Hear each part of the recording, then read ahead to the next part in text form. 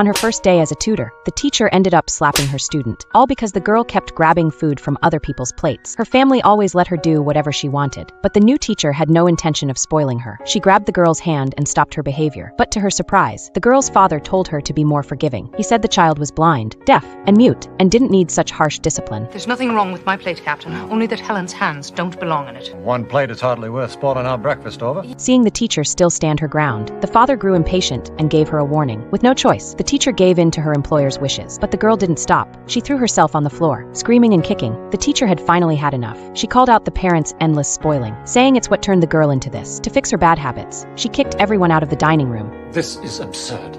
Arthur, I am sure that she is only trying to do what is best.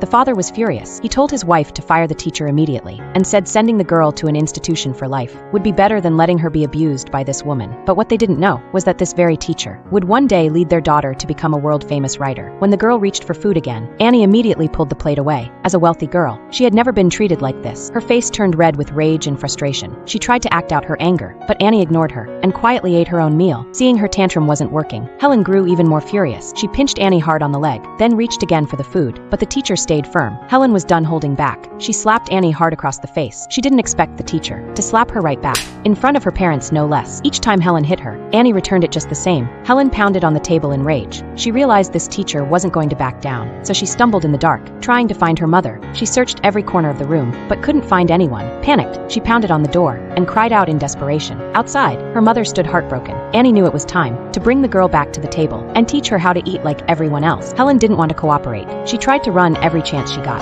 and Annie dragged her back every time. Even when Helen crawled under the table to hide, Annie pulled her out, but the girl still refused to give in. Her rebellious spirit only grew stronger. She climbed on top of the table. In the darkness, she stumbled with each step. Her fear slowly showed on her face. Annie watched nervously from the side. She moved a chair just in case Helen fell. The girl was terrified. Her hands trembled when she reached out and realized the woman wasn't her mother. She quickly pulled her hand back in fear.